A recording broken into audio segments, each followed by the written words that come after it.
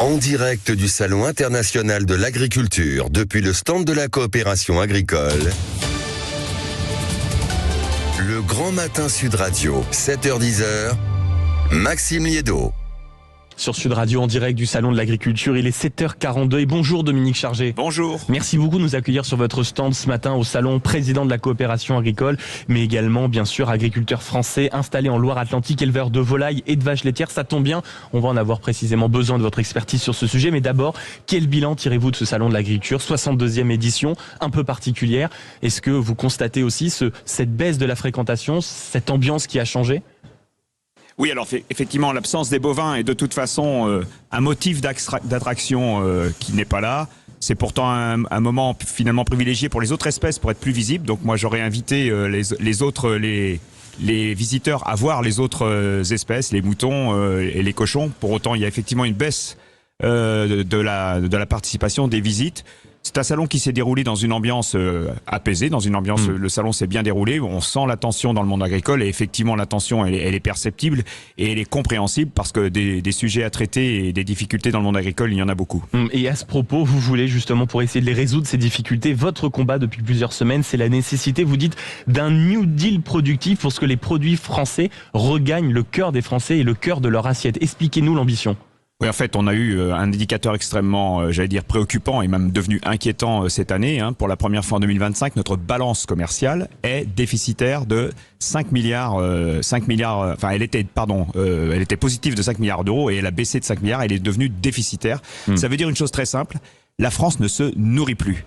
Nous importons des produits qui continuent d'ailleurs à progresser, nos exportations progressent, mais nos importations progresse encore plus, ça veut dire que nous sommes devenus dépendants pour notre consommation de volailles, pour notre consommation d'œufs, d'importation de produits d'Europe et même en dehors de l'Europe. Et nous donc ce qu'on propose, c'est effectivement un New Deal productif que l'on doit finalement transformer par un plan Notre-Dame, c'est-à-dire une loi d'exception qui va nous permettre d'aller vite sur ces constructions. Et on a besoin de produire des œufs. Et les Français doivent se rendre compte que parfois, à 18h, dans leur magasin de consommation, il n'y a plus d'œufs. Eh bien, il n'y a plus d'œufs tout simplement parce que nous n'en produisons plus assez à un moment où la consommation augmente de pratiquement 6% par an parce que les œufs sont très demandés.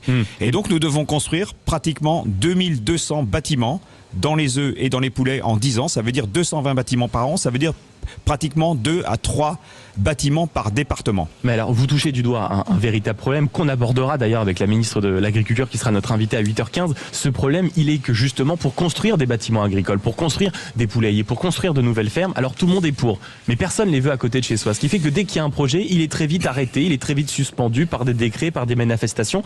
Quel est votre appel ce matin à tous ceux qui s'opposent à ces projets qui sont indispensables à une bonne assiette en réalité ? Les premiers problèmes qu'on rencontre, ce sont souvent des problèmes administratifs et de complexité réglementaire qui finalement, chez nous, alourdissent les dossiers, les rendent complexes et surtout, il nous faut pratiquement 2 à 3 fois plus de temps en France pour construire un bâtiment qu'il n'en faut en Allemagne. En Allemagne, vous allez traiter le projet en 18 mois, quand en France, il va falloir entre 2, 3, voire 4 ans et encore avec des complexités parce qu'effectivement, vous le dites, il y a beaucoup de recours, il y a beaucoup de contestation, de controverses sociétales. Effectivement, pour consommer français, il faut pouvoir produire français. Pour produire français, il nous faut ces élevages dans nos régions, dans nos départements. Il nous faut ces usines pour transformer. Et l'appel que je fais effectivement ce matin aux citoyens français et aux consommateurs, c'est que pour consommer français, il faut qu'ils soutiennent cette production que nous devons développer pour pouvoir finalement subvenir à notre consommation. Il y a aussi peut-être un élément qu'on doit remettre sur le devant de la scène et que vous expliquez très bien, c'est qu'en réalité depuis 2017, depuis les états généraux de l'alimentation, on a là aussi fait en sorte peut-être de se pousser un peu du col en France en disant nous on doit faire des produits uniquement avec une qualité supérieure. Résultat, tout ce qui était en dessous, d'une certaine manière, on a déstructuré certaines filières. Oui, c'est ce que j'ai appelé à un moment la vuittonisation de notre alimentation qui finalement aboutissait à la chainisation, c'est-à-dire que nous importons in fine l'alimentation que nous ne produisons pas. Donc effectivement, nous avons beaucoup développé la production très haut de gamme, mais nous devons aussi faire cette montée en gamme finalement sur le produit que le Français consomme au quotidien et notamment dans les nouveaux modes de consommation, puisque cette consommation française, elle est de plus en plus en dehors du foyer, en dehors de la maison, et que l'alimentation dont nous avons besoin pour ce type de consommation est un peu différent. Et il y a un point aussi qui alourdit beaucoup, et qui complexifie et qui fragilise la filière agricole et alimentaire française, française, ce sont les négociations commerciales. C'est le fait que la pression qui est mise aujourd'hui sur ce que la les ministre entreprises, sur appelle les le chantage mortifère. Oui, voilà, c'est-à-dire que nous avons une pression énorme aujourd'hui qui est mise sur l'alimentation parce que il y a évidemment un rythme et un mode de négociation en France qui met une pression énorme sur les entreprises et qui fragilise cette filière agricole et agroalimentaire. On demandera justement à la ministre, parce que ces négociations se terminent le 1er mars, si